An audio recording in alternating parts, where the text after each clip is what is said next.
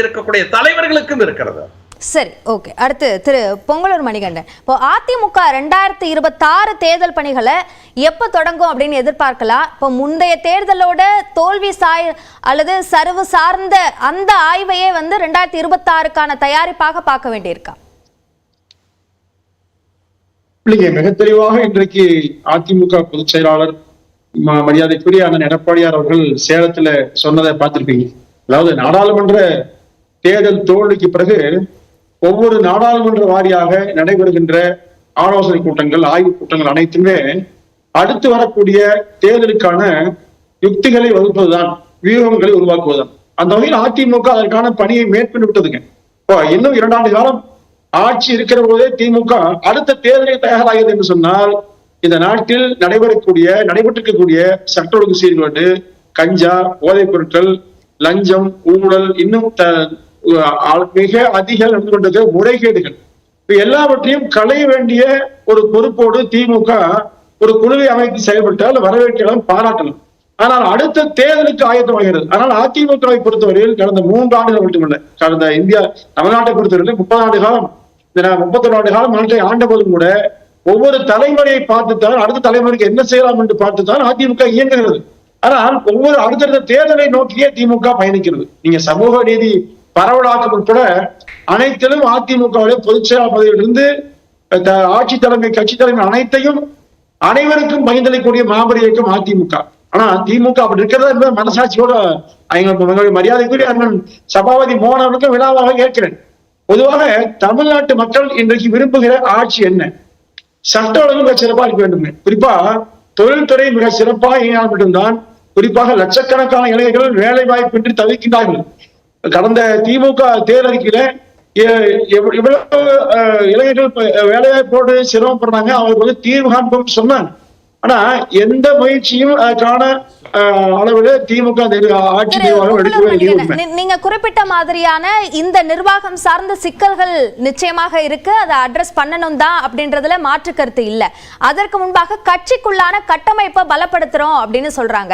அதற்கான முயற்சிகள்ல அதிமுக ஈடுபடுதா? அதுல எந்த அளவுக்கு வெற்றியில இருக்கு? ஏன்னா அதிமுகக்குள்ள பிரச்சனைகள் இருக்கு அப்படின்றத அதிமுக உள்ள இருக்கவங்களும் சொல்றாங்க, வெளியில இருக்கவங்களும் சொல்றாங்க அப்படின்ற செய்திகள் தினம் வந்துட்டு இருக்கக்கூடிய நிலையில உள்ள இருக்கக்கூடிய கட்டமைப்புகளை வலுப்படுத்துறதுல அதிமுக என்ன கவனம் செலுத்துறாங்க?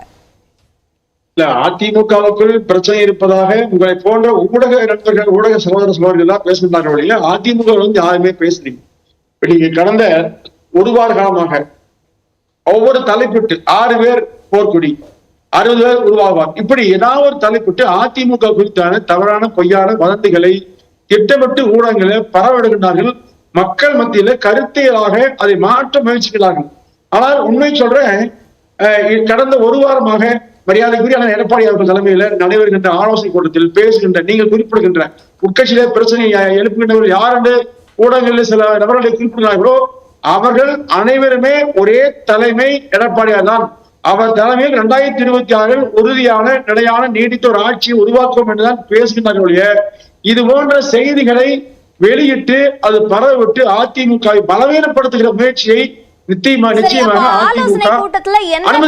முன்வைக்கப்பட்டது. சார், அது நீங்க சொல்லுங்களேன். இல்ல மேடம், ஆலோசனை கூட்டத்துல பேசப்படுகின்ற விஷயங்களை முழுமையாக சொல்ல முடியாவிட்டாலும் கூட நான் எனக்கு தெரிந்தளவு சொல்கின்றேன். வரக்கூடிய உள்ளாட்சி தேர்தல், அடுத்து வரக்கூடிய சட்டமன்ற பொதுத் தேர்தல், அதற்கு முன்பாக அதிமுகவுடைய அந்த உரிமை சீட்டுகள் எல்லாம் வழங்கப்பட்டிருக்கிறது. அது ஒவ்வொரு உறுப்பினருக்கும் சென்றடைய வேண்டும். அதே போல கட்சியை வலுப்படுத்துகின்ற வகையில, குறிப்பாக இளைஞரணியை வலுப்படுத்துகின்ற வகையில, மகளிரை வலுப்படுத்துகின்ற வகையில, மாணவரை வலுப்படுத்துகின்ற வகையில எப்படி செயல்பட வேண்டும் என்கிற யுக்தியை பொதுச் செயலாளர் தினசரி ஒவ்வொரு நாடாளுமன்ற தொகுதிக்குட்பட்ட நிர்வாகிகளோடு விரிவான ஆலோசனை தோல்வியில அதற்கான காரணம் என்ன அப்படின்றத ஆய்வு செய்ததுக்கு தானே. அப்போ அதற்கான காரணங்களாக நிர்வாகிகள் என்ன விஷயத்த சொல்றாங்க?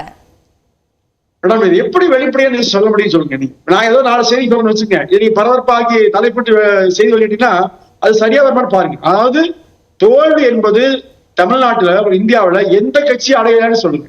2011 இருந்து 2017 ஆண்டு வரை தொடர் தோல்விகளை திமுக 13 படி பெற்றிருக்கேன். நான் புள்ளிவிவரமே சொல்ல முடியும், ஒவ்வொரு தேர்தல சொல்ல முடியும். அதே போல அதிமுகவுக்கும் ஒரு சரி வந்திருக்கிறது.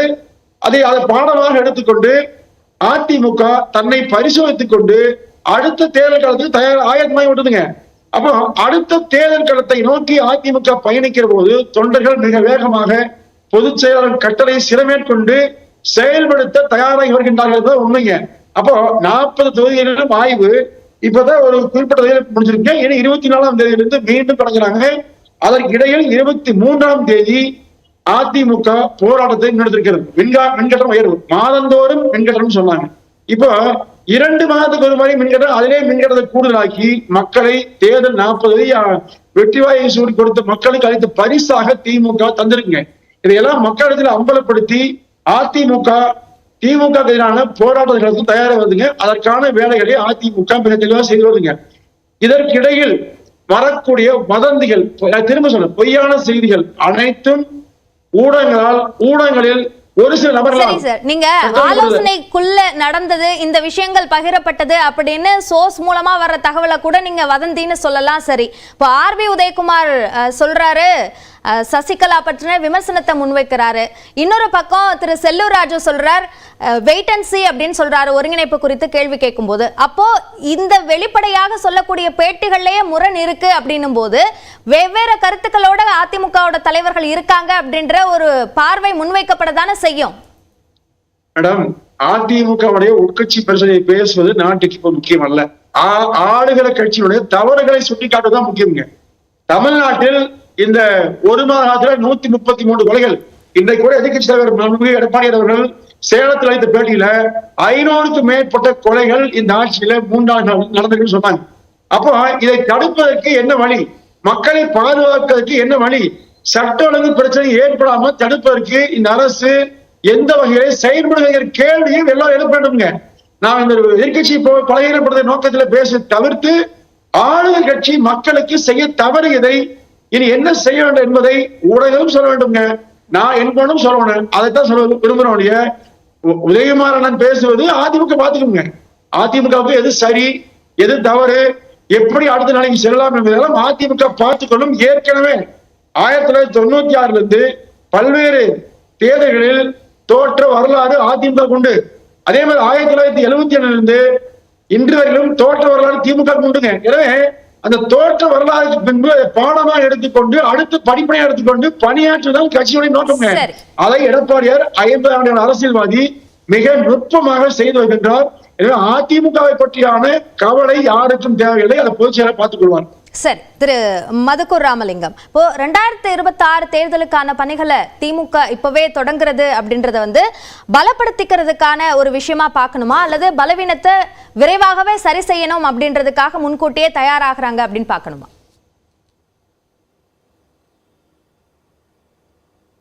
இல்லை, இதுல பலவீனம் என்பது நடைபெற்று முடிந்த நாடாளுமன்ற தேர்தலில் திராவிட முன்னேற்ற கழகத்தின் தலைமையிலான அணி 40க்கு 40 தொகுதிகளையும் வென்றிருக்கிறது.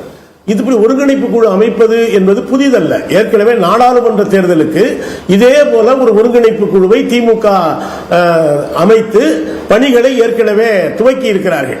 இதுல பலவீனம் என்பது என்ன? ஒரு கட்சி அடுத்த 2026 தேர்தலுக்கு தயாராகிறது. எனக்கு முன்னால சகோதரர் பொங்கலூர் மணிகண்டன் பேசினார். இப்ப திமுக ஆட்சியில மின் கட்டணம் உயர்ந்திருக்கு, இதுக்கு யார் பொறுப்பேற்கணும்? இதே உதய் மின் திட்டத்தில் அம்மையார் ஜெயலலிதா இருந்தவரை அதிமுக அரசு கையெழுத்திடவில்லை. திரு எடப்பாடி பழனிசாமி அவர்கள் வந்த பிறகுதான் உதய் மின் திட்டத்திலே கையெழுத்திட்டார். அது உதய் மின் திட்டத்தில் என்ன இருக்கு?